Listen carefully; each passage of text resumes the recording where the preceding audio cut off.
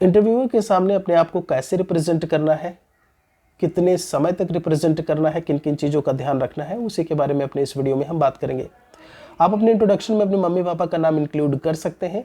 अगर वो बाद में आप अपना इंट्रोडक्शन कंप्लीट कर लेते हो, फिर वो आपसे कहते हैं कि tell me something more about your family, then आप उसके बाद क्या करेंगे, अपने जो भाई बहन की बात होती है, मम्मी पापा के ऑक्यूपेशन को लेकर के बात है, वो इंक्लूड आप कर सकते हो। यहाँ पर ये चीज़ याद रखिएगा, 1.5 से 2 मिनट का समय बहुत होता है रिप्रेजेंट करने का अपने आप को। यहाँ पर आप देख पा रहे होंगे मेरे जो हाथ हैं वो कहीं ना कहीं हिल रहे हैं, ये कतई नहीं होना चाहिए।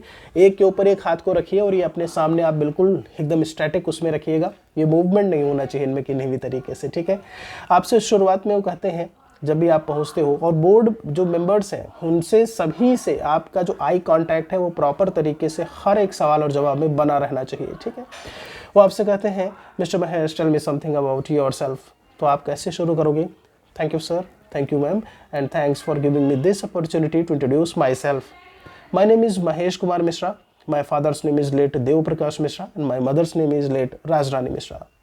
I have completed my 10th and 12th with 75% and 72% respectively. After that, I took admission in BTech, and year 2012 I have completed my BTech with 82%. After completing my BTech degree, I took admission in BTC, and year 2019 I have completed my BTC with the aggregate percentage of 92%. I have qualified seated both papers in year 2019. This is all from my side. अब इसमें क्या है, thank you sir, thank you ma'am आप बोल करके उसे ख़त्म करोगे। इसमें एक चीज़ आप इंक्लूड कर सकते हैं जो आपके हॉबी से रिलेट करती है।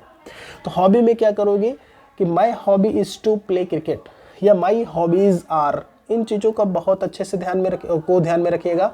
इज़ एक हॉबी है तो इज़ करके है, आप पढ़े होंगे टेंस, ठीक है। दो एक से ज़्यादा है तो आप उसमें आर लगाइएगा। जैसे मैंने बोला वहाँ पर क्या है, have qualified seated both papers, and after that आप उसमें ये चीज़ मेंशन करिए कि my hobby is to play cricket, ठीक है। My hobby is to play cricket. अब यहाँ पर जब क्रिकेट की बात आती है तो ऐसे में आपको उस क्रिकेट के बारे में each and everything, current affairs से लेकर के आपका जो इतिहास है वहाँ से लेकर के करंट तक सब कुछ आपको पता होना चाहिए।